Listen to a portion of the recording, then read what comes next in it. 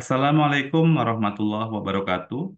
Berjumpa lagi sobat semuanya dengan Kanda Data. Kali ini saya akan membagikan sebuah video tutorial mengenai bagaimana kita melakukan input data panel atau entry data panel hasil penelitian. Tentu teman-teman sudah tidak asing lagi dengan adanya data panel. Lalu, apa perbedaan antara data panel dengan data yang lain? Di sini saya berikan contoh supaya teman-teman bisa memahami lebih baik ya mengenai data panel. Jadi data panel itu adalah gabungan antara data cross section dengan data time series. Kita menggabungkan antara kedua jenis data tersebut. Apa itu data cross section? Data cross section merupakan data yang dikumpulkan dalam satu periode waktu, terdiri dari banyak subjek atau unit analisis. Adapun kalau untuk data time series, ini periode waktunya yang lebih dari satu, ya. Jadi bisa banyak juga. Misalkan kita mengamati dalam beberapa tahun, beberapa minggu, dan seterusnya. Oke, ini untuk contoh kasusnya. Jadi bagaimana kita akan menginput dari contoh studi kasus ini. Sebelum saya lanjutkan, saya informasikan kepada sobat semuanya, agar tidak tertinggal dengan adanya update video terbaru dari Kanada, silakan saat ini klik subscribe dan nyalakan loncengnya. Baik, jadi di sini contoh kasusnya, kita akan melakukan input data dari 5 periode waktu. Oke, selengkapnya begini. Ada seorang peneliti ingin menganalisis pengaruh investasi penelitian dan pengembangan atau R&D, jumlah karyawan, dan biaya pemasaran terhadap penjualan perusahaan. Jadi di sini kita spesifikasikan variabel variabel terikatnya adalah penjualan. Ini dalam satuan juta dolar. Ya, kita kumpulkan tiap tahun ya. Nah, di sini dalam juta dolar.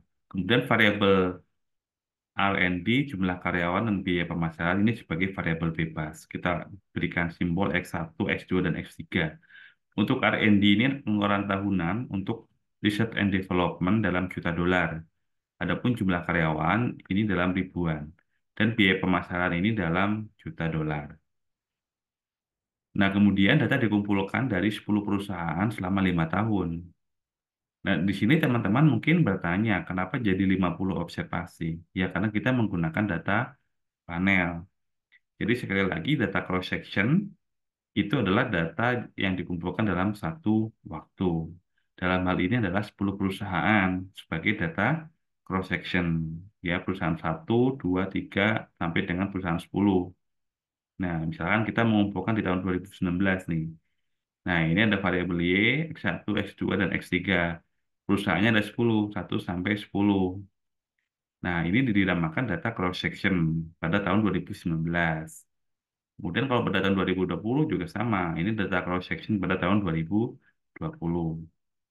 Nah, lalu di mana letak time series-nya? Time series-nya adalah selama 5 tahun, yaitu 2019, 2020, 2021, sampai dengan 2023. Ini periodenya adalah 5 tahun. Ini yang dinamakan dengan time series-nya. Jadi total observasinya tinggal kita kalikan saja antara 10 perusahaan dengan periode waktunya. Jadi 10 kali 5 makanya ditemukan 50 observasi. Nah, bagaimana cara entry datanya untuk dianalisis? Nah, ini kan masing-masing masih terpisah. Oke. Nah, kita buatkan saja satu sheet baru. Nah, di sini kita beri nama misalkan data final. Oke. Nah, di sini kita coba copy yang 2019. Ya. Oke, kita kontrol A, kemudian kita tekan kontrol C, itu udah otomatis mengcopy. Kemudian kita ke data final. Nah, kemudian di sini kita kontrol V. Nah, langsung tercopy, ya. Nah, di sini bagaimana untuk memasakkannya? Nah, di sini perusahaan kita tambahkan lagi satu kolom sebelah kiri ya. Nah, di sini kita berikan nama labelnya adalah tahun ya karena ini dihitung dalam tahun.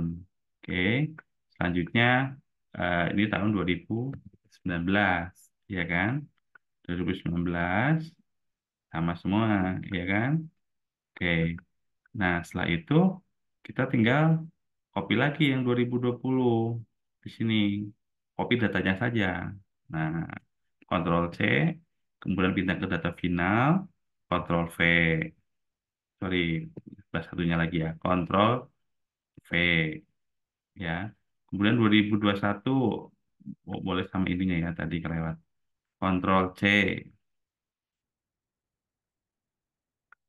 Ctrl V. Nah, selanjutnya untuk yang 2022, Ctrl C, kemudian Ctrl V. Data yang terakhir adalah tahun 2023. Kita copy lagi, blok copy, Ctrl C, kemudian pindahkan Ctrl V. Oke. Nah, di sini kita sudah berhasil ya. Tinggal kita tambahkan tahunnya. Di sini 2020, ya kan? Kita copy sampai data ke 10 ya. Nah, kemudian di sini 2021. Kita copy juga sampai data ke 10. Kemudian 2022, nah, kita lakukan dengan hal yang sama. Selanjutnya 2023 dengan cara yang sama. Oke, kita sudah berhasil, tinggal kita buatkan tabel.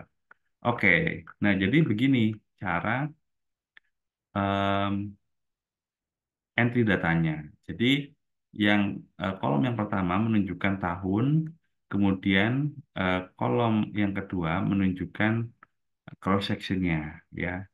Nah, nanti ini kalau posisinya seperti ini akan memudahkan kita, misalkan ketika kita akan melakukan em, impor data. Misalkan kita menggunakan AppViews, kita impor data dari file Excel ini, ya. Jadi kita sudah melakukan entry data untuk regresi data panel. Jadi caranya seperti ini.